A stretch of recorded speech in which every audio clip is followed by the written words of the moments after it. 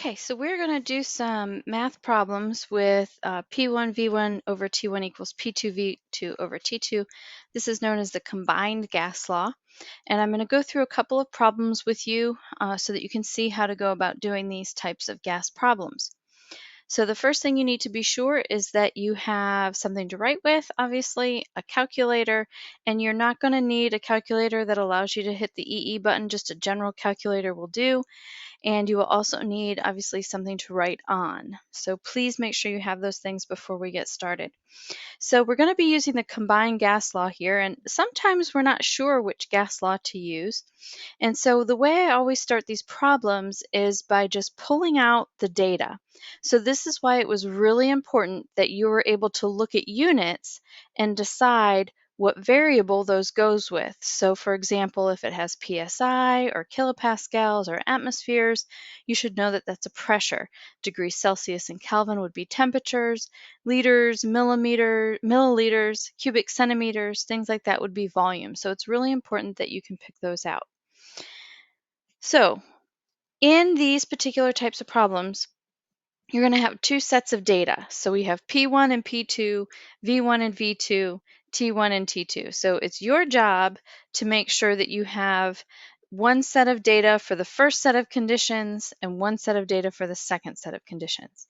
So in this particular problem, it says 2.1 liters of a gas at a temperature of 273 Kelvin and 15 psi undergoes a temperature change. So if we stop there, those first three numbers are our first set of conditions. So we can start by writing that we've got a volume 1 of 2.1 liters, and we've got a temperature 1 of 273 Kelvin, and we've got a pressure 1 of 15 psi. So here we've got liters, kelvins, and psi for pressure. When you're working with temperatures in gas laws, they must always be in Kelvin. So if you have a temperature given in Celsius, you need to convert that to Kelvin by adding 273 to that. So the next part of the problem says it undergoes a temperature change to 315 Kelvin.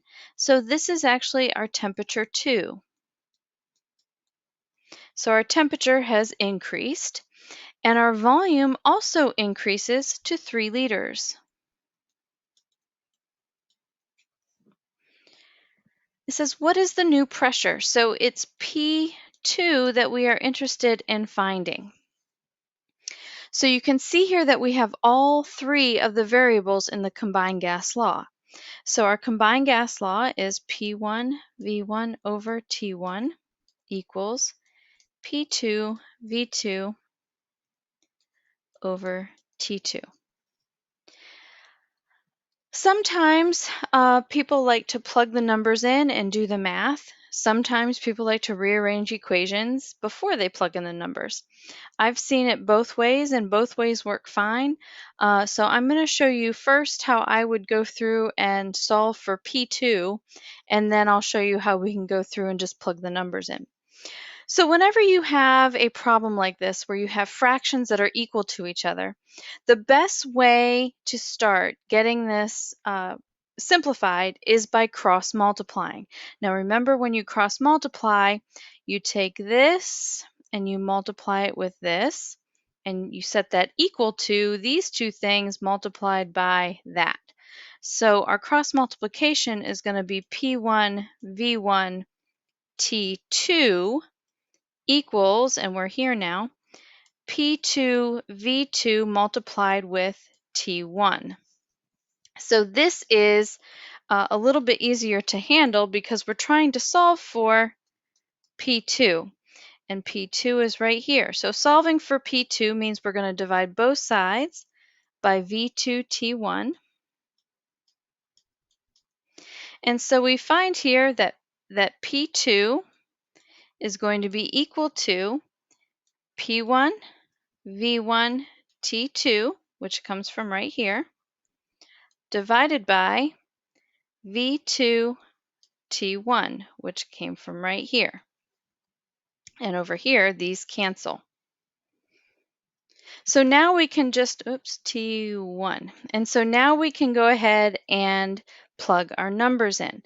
Now, before you actually plug the numbers in, you want to make sure that the volumes are in the same units, which they are, liters, that our temperatures are in the same units, always in Kelvin, and our pressures now, well, we have one pressure in PSI, and so we're looking for the other pressure that must come out to be PSI.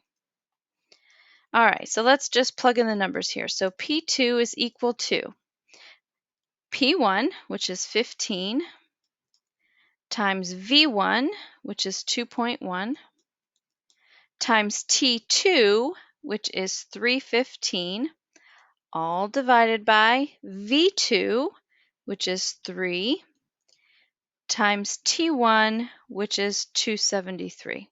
And you'll notice here that I've left off the units because we've already identified what the units are over here. In our math problem, the units can sometimes get a little bit overwhelming, so I usually leave those out once I've made sure that my pressure, or excuse me, that my units match up in the problem. So now we're going to solve for P2. It's very important that you do this first, hit the equal sign, and then put this in parentheses if you're going to do it all in one fell swoop in your calculator. So putting this in your calculator, you would do 15 times 2.1 times 315, and then hit the equal sign. Now you're going to divide that by, and you're going to put this in parentheses, 3 times 273.